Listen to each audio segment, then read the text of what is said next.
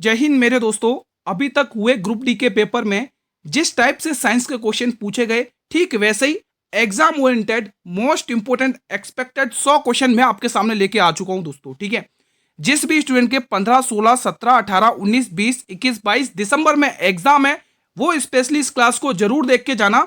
एक सिंगल सा क्वेश्चन भी आपका इस क्लास से बाहर नहीं जाएगा।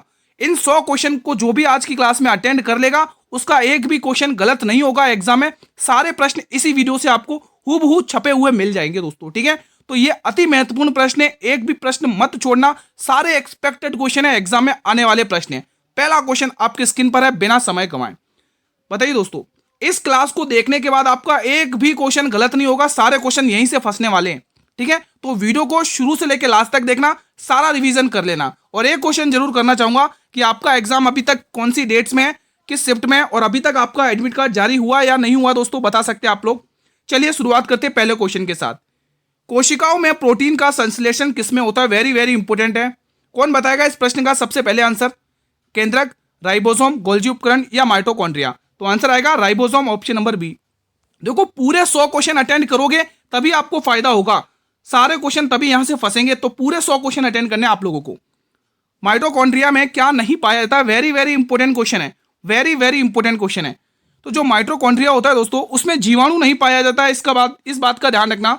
अगला प्रश्न, निम्न में से क्या केवल पादप कोशिकाओं में पाया जाता है? वेरी वेरी इंपोर्टेंट क्वेश्चन ये भी है। तो पादप कोशिकाओं में दोस्तों कोशिका भित्ति पाई जाती है। क्या पाई जाती है? कोशिका भित्ति। ये केंद्रक झिल्ली है दोस्तों। क्या है? केंद्रक झिल्ली है। ठीक है, तो ध्यान रखना, पादप कोशिकाओं में केवल और केवल कोशिका भित्ति पाई जाती है, ध्यान रखना। अगला क्वेश्चन, रक्त में हीमोग्लोबिन बनाने के लिए निम्न में से क्या आवश्यक है? कमेंट बॉक्स में बताएंगे। वसा, प्रोटीन, आयरन या कैल्शियम? सभी स्टूडेंट्स को बताना है। देखो, जितने भी मेरे रेगुलर स्टूडेंट्स हैं और जो भी नए चैनल पर विजिट करें, उन सभी से एक बार रिक्वेस्ट करना चाहूंगा, सभी स्टूडेंट्स अपनी अटेंडेंस भर दें। एक बार जल्दी से लाइक वाला बटन दबा लें। लाइक वीडियो को कर लो, आप लोगों के लिए बहुत मेहनत करी है कंटेंट बनाने के लिए। ठीक है दोस्तों, तो इतना तो आप कर ही सकते हैं। तो देखो, हीमोग्लोबिन बनाने के लिए आयरन की आवश्यकता होती है दोस्तों। और आयरन की कमी से होने वाला रोग कौन सा? एनीमिया। ध्यान रखना, बहुत पूछा जाता है। एक सामान्य वयस्क मानव शरीर में लगभग डैश मैग्नीशियम होता है दोस्तों, बताएंगे। तो लगभग अगर देखा जाए तो 25 ग्राम मैग्नीशियम होता है। ऑप्शन नंबर डी को लॉक कर लेना आप लोगों को यहां पर। अगला प्रश्न आपके स्क्रीन पर है, पाचन की प्रक्रिया में लाइपेज के कार्य की पहचान करें। मतलब पाचन की प्रक्रिया में ये जो लाइपेज होता है, इसका क्या काम होता है? ये क्वेश्चन बहुत इंपॉर्टेंट है। रेलवे के आज ये जो 100 क्वेश्चन है ना दोस्तों, ये रेलवे के मोस्ट इंपोर्टेंट रिपीटेड क्वेश्चन है, जो एग्जाम में 100% देखने को मिलने वाले, जिनके भी अपकमिंग डेट्स में एग्जाम है। तो बताएंगे, तो इसका आंसर आएगा वायसीकृत वसा का विघटन करना दोस्तों। ठीक है, तो लाइपेज का जो कार्य होता है, जो वर्क होता है, वो क्या रहता है दोस्तों? वायसीकृत वसा का विघटन करना। ऑप्शन नंबर डी को लॉक कर लो दोस्तों। ठीक है, अगला प्रश्न, निम्न में से कौन सा अंग हाइड्रोक्लोरिक अम्ल का स्त्राव करता है, जो हमारे शरीर को रोगजनक बैक्टीरिया को मारने में मदद करता है? हृदय, वृक्क, मस्तिष्क या अमाशय? तो इसका आंसर आएगा अमाशय। ऑप्शन नंबर डी को लॉक करेंगे। अगला प्रश्न, क्लोरेला किस पोषक तत्व से भरपूर होता है? बताइए दोस्तों, कौन बता सकता है इसका आंसर? क्लोरेला किस पोषक तत्व से भरपूर होता है? तो यह प्रोटीन से भरपूर होता है, ध्यान रखना। ऑप्शन नंबर बी को लॉक कर लो। अगला प्रश्न, पुष्प का कौन सा भाग स्त्री केसर शीर्ष पर चिपचिपा सतह है, यह पराग को फंसाकर रखता है? वो कौन सा भाग है दोस्तों? तो वो दोस्तों पुष्प का आधा भाग, पुष्प का आधा भाग, ध्यान रख लेना दोस्तों आप लोगों को। ठीक है, अगला प्रश्न, एक प्रकार का अलैंगिक प्रजनन जिसमें जड़ों, तनों, पत्तियों और कलियों से नए पौधे उत्पन्न होते हैं, उसे क्या कहते हैं? वेरी वेरी इंपॉर्टेंट है। देखो, ये जो प्लांट किंगडम है ना, अच्छे से पढ़ लेना, एग्जाम में क्वेश्चन पूछे जा रहे हैं लगातार। तो इसका आंसर क्या आएगा? वानस्पतिक प्रसार। ऑप्शन नंबर डी को लॉक करेंगे सभी स्टूडेंट्स यहां पर। चलिए, ये प्रश्न बताइए। देखो, ये सारे के सारे जरूरी प्रश्न हैं दोस्तों, एक भी पार्ट मिस मत करना। क्या पता जिस पार्ट को आपने मिस किया वही एग्जाम में आ जाए। तो प्लीज आप सभी से गुजारिश है, वीडियो को शुरू से लेकर लास्ट तक देखें, अपकमिंग एग्जाम में जिनके भी है दोस्तों डेट्स में। ठीक है, फर्न, हॉर्सटेल और लाइकोफाइट निम्न में से किस समूह से संबंधित है? बताएंगे, वेरी वेरी इंपोर्टेंट है। तो ये है दोस्तों टेरिडोफाइटा से दोस्तों। ऑप्शन नंबर आप यहां से डी को लॉक कर लेंगे, जितने भी स्टूडेंट देख रहे हैं क्लास को। देखो, जो भी नए चैनल पर विजिट करें, आप सभी से रिक्वेस्ट है, चैनल को सब्सक्राइब कर लें और बेल नोटिफिकेशन बेल को भी प्रेस कर लें, ताकि आने वाले हर एक नई वीडियो का नोटिफिकेशन यूट्यूब सबसे पहले आपको प्रोवाइड करेगा। अब ये क्वेश्चन अपने आप में बहुत ही बेहतरीन है, मैं इस पर 3 स्टार लगा देता हूं। यहां से मैं आपके 2-3 क्वेश्चन कवर कराऊंगा दोस्तों। सबसे पहले उसने कहा कवकों के अध्ययन को क्या कहते हैं? तो पहले तो आंसर टिक कर लो माइकोलॉजी। अब 2-3 क्वेश्चन क्या कवर करने वो ध्यान से सुनो। ये होता है दोस्तों study of blood, study of blood, study of blood. ठीक है, स्टडी ऑफ ब्लड क्या होता है? हेमेटोलॉजी, ध्यान रखना इंपॉर्टेंट है दोस्तों। स्टडी ऑफ सेल, कोशिका का अध्ययन, कोशिका के अध्ययन को क्या कहते हैं? Study of blood, study of blood. ठीक है, study of blood, sorry study of cell है, सॉरी सेल नहीं है, सॉरी सेल है, यहाँ पे मैंने ब्लड लिख दिया, माफी चाहूंगा। स्टडी ऑफ सेल है दोस्तों। ठीक है, कोशिका का अध्ययन, यहाँ पे मैं लिख देता हूँ कोशिका का अध्ययन, कोशिका का अध्ययन, कोशिका का अध्ययन। ठीक है, कोशिका का अध्ययन आपको यहां से ध्यान रखना है दोस्तों, कोशिका का अध्ययन। साइटोलॉजी क्या है दोस्तों? अच्छा, 2-2 बार साइटोलॉजी लिखा गया ना, चलो एक काम करो, ये वाले हटा दो आप लोग। ठीक है, तो 2 क्वेश्चन यहां से कवर हुए। कौन सा? एक तो हेमेटोलॉजी ध्यान रखना है, ठीक है, और एक तो साइटोलॉजी ध्यान रखना दोस्तों। ठीक है, अगला प्रश्न। अब आप लोग मुझे बताइए दोस्तों, ये जो क्या बात है, ये क्या, चलिए छोड़ो, आप अगले वाले पेज पर मैं आपसे पूछ लूंगा, और भी क्वेश्चन आएंगे ना, वहां पे मैं क्वेश्चन आपसे पूछ लूंगा बहुत सारे। ठीक है, क्वेश्चन 13, गोल्जिकाय के परिपक्व भाग होता है दोस्तों, तो कौन सा है गोल्जिकाय का परिपक्व भाग? वो है अवतल। टिक कर लेना, मोस्ट इंपोर्टेंट क्वेश्चन है। सभी प्रश्न रेलवे के फेवरेट क्वेश्चन है भाई साहब। ठीक है, कोशिका विभाजन के कितने प्रकार होते हैं गुरु? तो कोशिका विभाजन के 2 प्रकार होते हैं, ध्यान रखना आप लोग। अगला प्रश्न, उस विकल्प की पहचान करें जो प्राकेंद्रीकरण कोशिका का वर्णन नहीं करता है। क्वेश्चन ध्यान से पढ़ो, उसने बोला नहीं करता है। शुक्राणु, माइकोप्लाज्मा, नील हरित शैवाल, या इनमें से कोई नहीं? तो आंसर आएगा शुक्राणु। ऑप्शन नंबर ए को लॉक कर लेंगे यहां से आप लोग। अगला प्रश्न, mRNA से जुड़े राइबोसोम के समूह को क्या कहा जाता है? वेरी वेरी इंपॉर्टेंट क्वेश्चन है। पॉलीमर, मोनोमर, पॉलीसोम्स, या पॉलीपेप्टाइड? आंसर आएगा पॉलीमर कहा जाता है। क्या कहा जाता है मेरे वीर? पॉलीमर कहा जाता है। Option number A. जितने भी रेगुलर स्टूडेंट्स हैं उन सभी से गुजारिश है, वीडियो को लाइक कर लेंगे, और जो भी नए विजिट करें उनसे भी गुजारिश है, प्लाज्मिड डीएनए की पहचान करें भाई साहब। बहुत इंपॉर्टेंट क्वेश्चन है दोस्तों।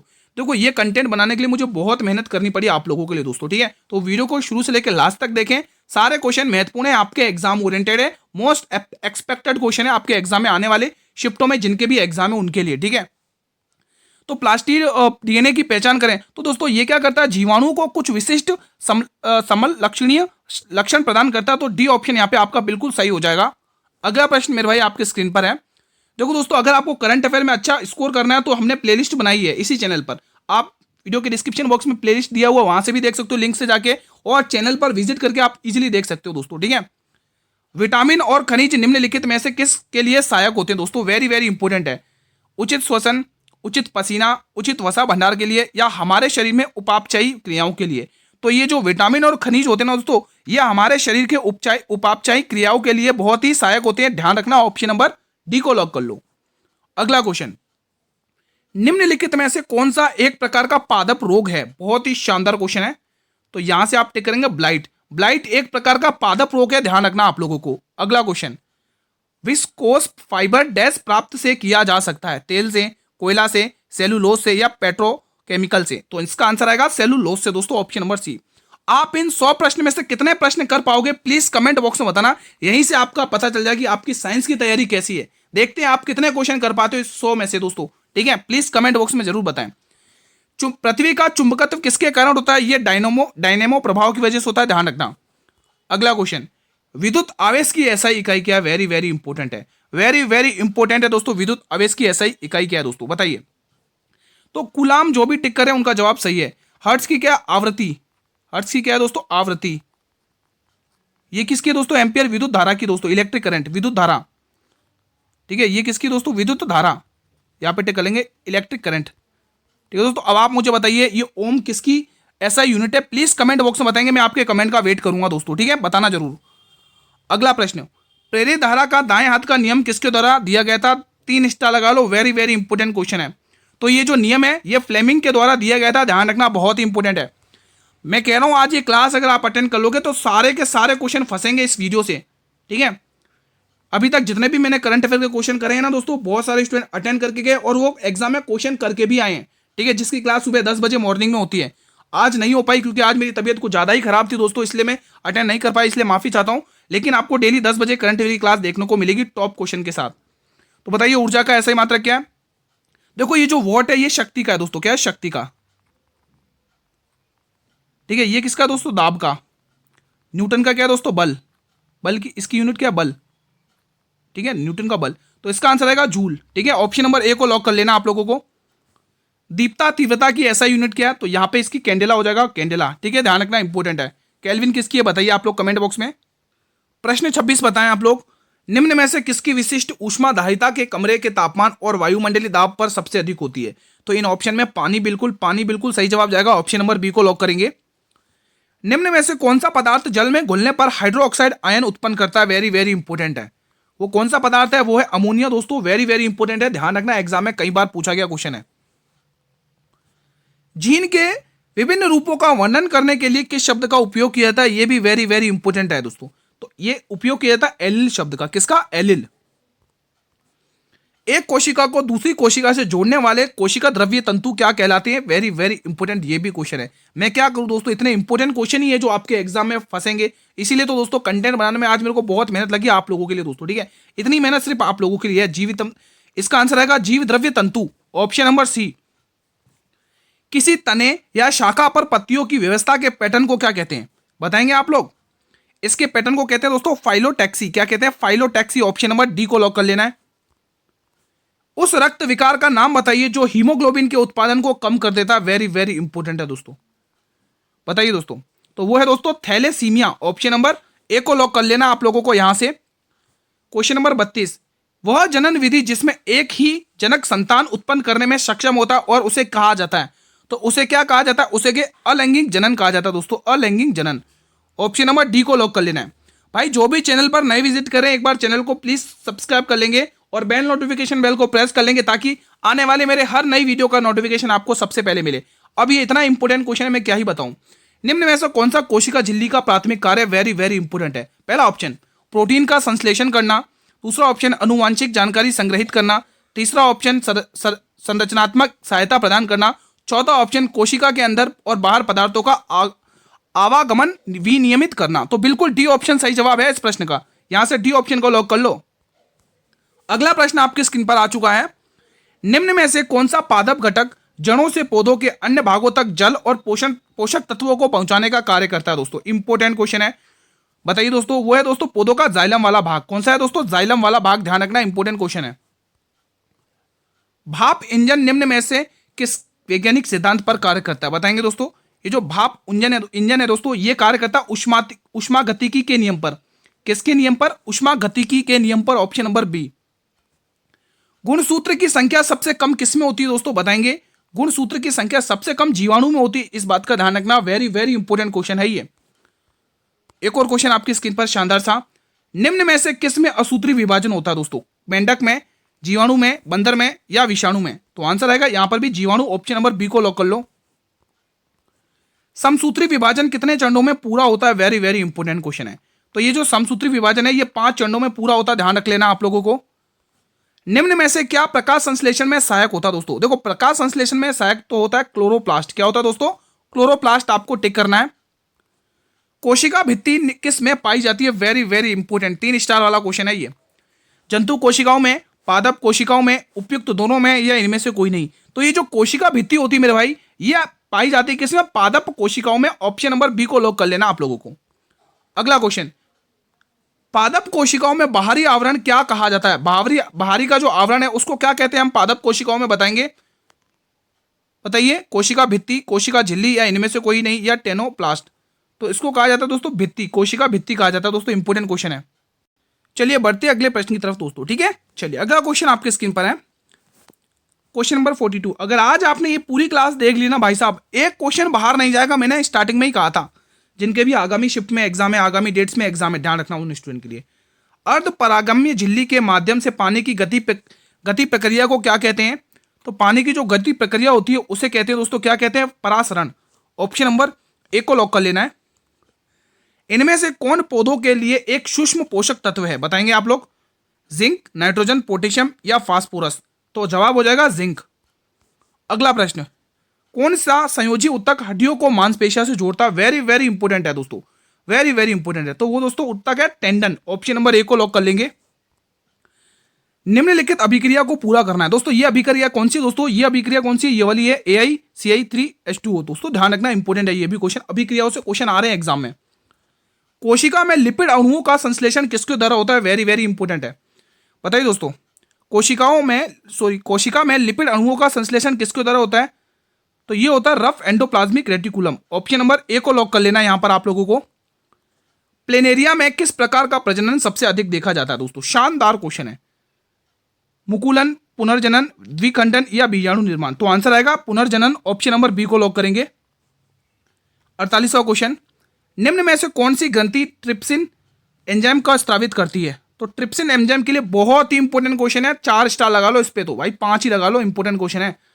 तो मतलब ग्रंथि ट्रिप्सिन एंजाइम को स्रावित करती है वो दोस्तों कौन सी है? वो अग्नाशय है दोस्तों। कौन सी है दोस्तों? अग्नाशय। ध्यान रखना, बहुत ही इंपॉर्टेंट क्वेश्चन है एग्जाम के लिए। जब कैल्शियम ऑक्साइड जल के साथ तीव्रता से अभिक्रिया करके बुझा हुआ चूना बनाता है तो ये किस प्रकार की अभिक्रिया होती है बताइए? तो ये अभिक्रिया होती है संयोजन अभिक्रिया। ध्यान रखना, वेरी वेरी इंपॉर्टेंट है। 50वां प्रश्न, जब सोडियम हाइड्रोक्साइड कॉपर सल्फेट विलयन के साथ अभिक्रिया करता है तो क्या होता है दोस्तों बताइए? तो होता है कॉपर हाइड्रोक्साइड और अवक्षेपित होता है दोस्तों। ऑप्शन नंबर डी को लॉक करेंगे यहां पर आप लोग। 51वां प्रश्न आपके स्क्रीन पर बताइए, एटीपी किसकी इकाई है? बताएंगे आप लोग। ये एटीपी ऊर्जा की इकाई है। ध्यान रखना, वेरी वेरी इंपॉर्टेंट है। पौधों द्वारा संश्लेषित खाद्य पदार्थ किस रूप में संग्रहित होता है दोस्तों? बताएंगे। शानदार क्वेश्चन है। तो दोस्तों ये बहुत इंपॉर्टेंट क्वेश्चन है। तो ये स्टार्च के रूप में संग्रहित होता है। वेरी वेरी इंपॉर्टेंट है। कवकों की कोशिका भित्ति किसकी बनी होती है दोस्तों? वेरी वेरी इंपॉर्टेंट, बताइए। तो ये जो कोशिका भित्ति होती है काइटिन की बनी होती है दोस्तों, काइटिन की दोस्तों, ठीक है, ध्यान रखना। लाइकेन किसके बने होते हैं? चलो लाइकेन के बारे में भी बता दो। तो लाइकेन किसके लिए बने होते हैं मेरे भाई? ये बने होते हैं ब्रायोफाइटा के दोस्तों। किसके बने होते हैं? ये बने होते हैं ब्रायोफाइटा के। ध्यान रखना दोस्तों, ठीक है। अगला क्वेश्चन मेरे भाई आपके स्क्रीन पर आ चुका है। दो न्यूट्रॉन के बीच की जगह को क्या कहते हैं? दो न्यूट्रॉन के बीच की जगह को क्या कहते हैं? दो न्यूरॉन के बीच की जगह को क्या कहते हैं? अंतराल, आवरण, डेंड्राइट या साइनेप्स? तो आंसर आएगा साइनेप्स कहते हैं दोस्तों, साइनेप्स। ऑप्शन नंबर डी को लॉक कर लेना है। सर्वदाता रक्त समूह कौन सा है इसमें से? बताएंगे दोस्तों। ये जो ए बी है ना, ये सर्वग्राही है, यानी ये सभी का मतलब हर किसी का रक्त ले सकते हैं दोस्तों, सर्वग्राही है।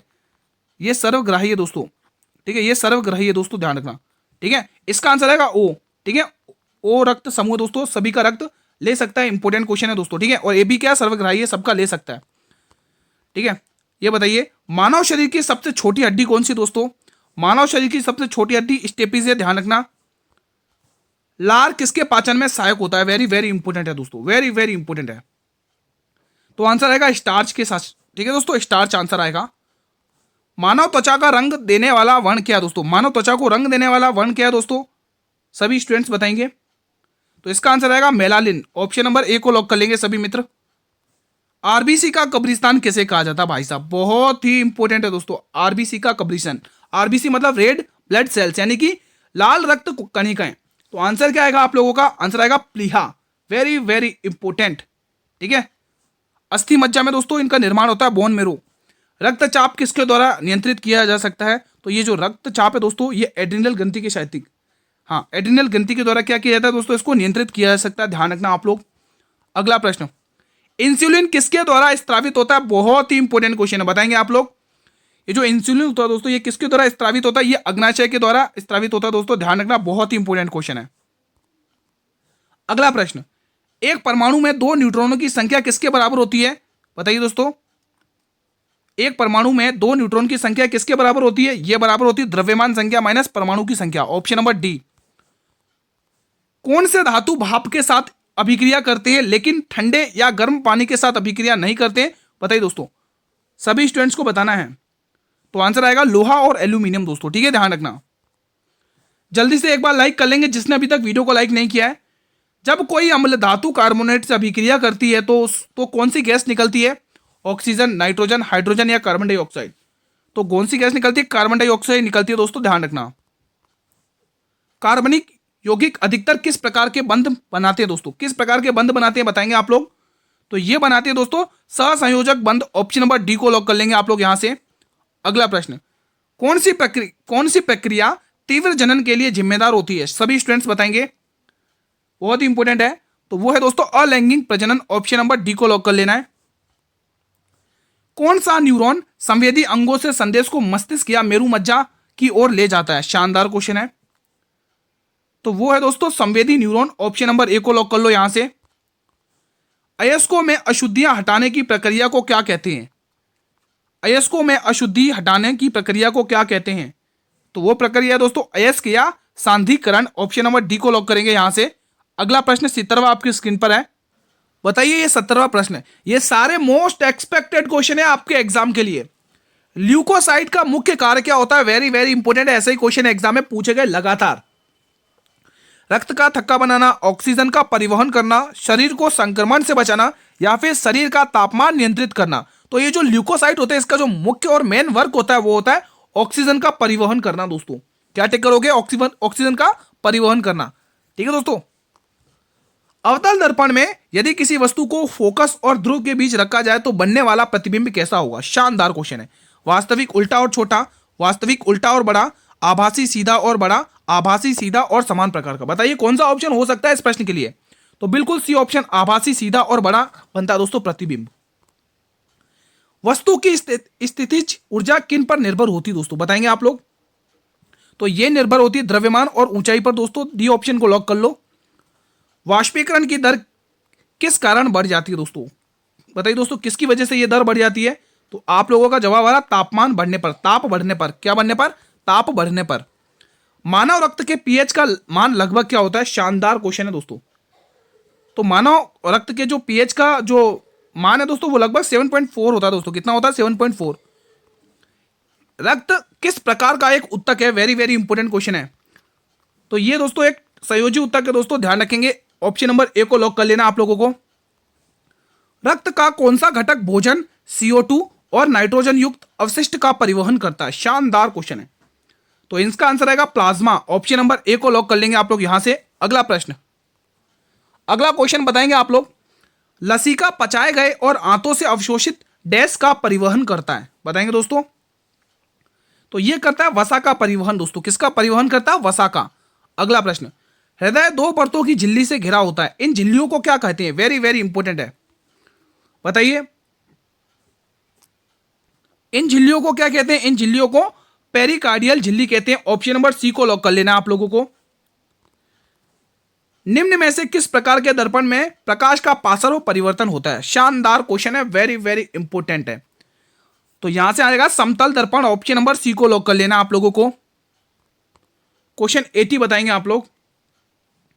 वातावरण के भीतर क्षैतिज ऊष्मा अंतरण को क्या कहते हैं? तो इसको कहते हैं अभिवहन। ध्यान रखना आप लोगों को, इंपॉर्टेंट क्वेश्चन है। क्वेश्चन नंबर 81, उच्च रक्तदाब को हाइपरटेंशन भी कहा जाता है, जो डैश के कारण होता है दोस्तों। ये किसकी वजह से होता है दोस्तों उच्च दाब? बताएंगे आप लोग। तो ये होता है दोस्तों धमनियों का संकुचित होना। ऑप्शन नंबर सी को लॉक करेंगे यहां पर। आज अगर जिसने भी ये 100 क्वेश्चन की क्लास अटेंड कर ली ना भाई साहब, पूरे के पूरे क्वेश्चन इसी वीडियो से छपने वाले हैं आपके एग्जाम में, क्योंकि यही मोस्ट एक्सपेक्टेड क्वेश्चन है जो एग्जाम में इन्हीं से रिलेटेड क्वेश्चन पूछे जा रहे हैं। एक वयस्क मानव हृदय का औसत वजन कितना होता है? बताएंगे आप लोग। 300 ग्राम होता है। तो बिल्कुल 300 ग्राम है। अगला प्रश्न आपके स्क्रीन पर है। निम्न में से कौन सा पेरिफेरा संघ का उदाहरण है? तो बताइए इसमें से क्या ऑप्शन है दोस्तों? केचुआ, हाइड्रा, साइकोन या स्टारफिश? तो दोस्तों आंसर आएगा साइकोन। Option number C. अलैंगिक प्रजनन निम्न में से होता है दोस्तों, किस में होता है अलैंगिक प्रजनन? ये हाइड्रा में होता है, ध्यान रखना है। ठीक है दोस्तों। अगला क्वेश्चन, अनुकूल परिस्थितियों के दौरान अमीबा प्रजनन करता है। बताइए दोस्तों, अनुकूल परिस्थितियों के दौरान अमीबा प्रजनन करता है दोस्तों द्विखंडन। किस प्रकार का प्रजनन करता है? द्विखंडन। ध्यान रखना आप लोगों को। उत्तक डैश कोशिकाओं का एक समूह है जो कार्य करता है। बताएंगे आप लोग। उत्तक समान कोशिकाओं का एक समूह है जो समान कार्य करता है दोस्तों। ठीक है, यहां पर भी डैश होगा, जो समान कार्य करता है। अगला प्रश्न आपके स्क्रीन पर है, बताएंगे आप लोग इसका आंसर क्या होने वाला है सभी स्टूडेंट्स। ये प्रश्न बताएं, निम्न में से कौन सा मेरिस्टेमेटिक उत्तक की अनुपस्थिति है? बताइए। शानदार क्वेश्चन है। देखो कम समय में मैं आपका 100 क्वेश्चन का रिवीजन कर रहा हूं, मोस्ट एक्सपेक्टेड क्वेश्चन का जो एग्जाम में छपेंगे सीधा का सीधा। नाभिक, रिक्तिकाएं, साइटोप्लाज्म या कोशिका भित्तियां? बताएंगे आप लोग। तो रिक्तियां बिल्कुल सही जवाब है। निम्न में से कौन मेरिस्टेमेटिक उत्तक की अनुपस्थिति है दोस्तों? तो रिक्तियां बिल्कुल टिक करना। रिक्तिकाएं। क्वेश्चन 88, डैश उत्तक की कोशिकाएं अलग अलग प्रकार के स्थायी उत्तक बनाने के लिए पृथक होती हैं। शानदार क्वेश्चन है। मृदु उत्तक, दृढ़ उत्तक, विभज्योत्तक या स्थूल कोण उत्तक? क्या आंसर होगा? तो इसका आंसर होगा दोस्तों विभज्योत्तक। कौन सा उत्तक होगा? विभज्योत्तक। ऑप्शन नंबर सी को लॉक कर लेना आप लोगों को। प्रश्न नंबर 89, निम्न में से कौन सा एक सरल उत्तक नहीं है, उसने नहीं पूछा है। जाइलम, पेरेनकाइमा, कोलेनकाइमा या स्क्लेरेनकाइमा। तो क्या आंसर हो सकता है आप लोगों के हिसाब से? तो आंसर होगा जाइलम दोस्तों। क्या होगा? जाइलम। ऑप्शन नंबर ए को लॉक कर लो। भाई अभी तक आप लोगों ने लाइक नहीं किया हो तो आप सभी से गुजारिश है एक बार लाइक कर लेंगे मेरे भाई, और जिसने चैनल को सब्सक्राइब नहीं किया है नए स्टूडेंट्स तो चैनल को सब्सक्राइब कर लें और बेल नोटिफिकेशन बेल को भी प्रेस कर लें ताकि आने वाले मेरे हर वीडियो का नोटिफिकेशन आपको यूट्यूब सबसे पहले प्रोवाइड करेगा। तरल पदार्थों से गैस में परिवहन होने की प्रक्रिया को क्या कहते हैं? बताएंगे आप लोग। अवक्षेपण, निस्तारण, घनीकरण या वाष्पीकरण? बताएंगे आप लोग। तो आंसर आएगा वाष्पीकरण कहते हैं, वाष्पीकरण।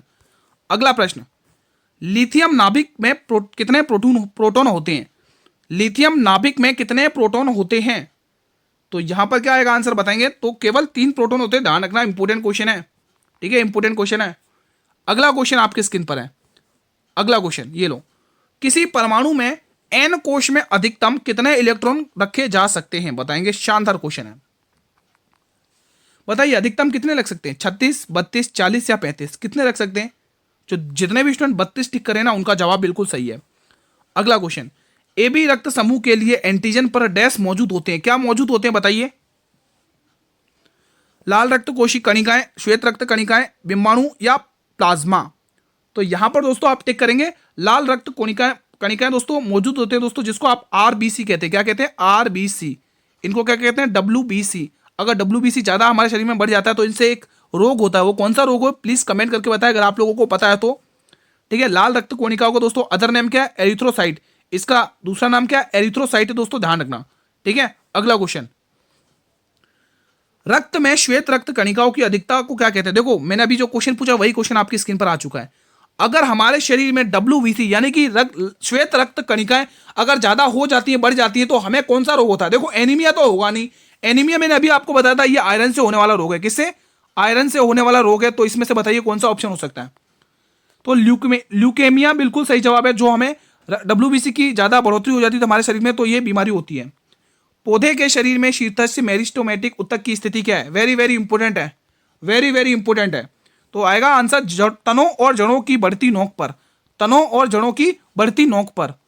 मानव रक्त के निर्माण के लिए निम्न में से क्या आवश्यक है? वेरी इंपोर्टेंट ये भी है, बताएंगे आप लोग। लोहा, तांबा, निकल या कोबाल्ट? तो आंसर आएगा लोहा। किसकी जरूरत ज्यादा है दोस्तों? लोहे की। अगला क्वेश्चन, शरीर के किस भाग में लाल रक्त कोशिकाएं बनती हैं? शानदार क्वेश्चन है भाई साहब, बताएंगे आप लोग क्या आंसर होगा।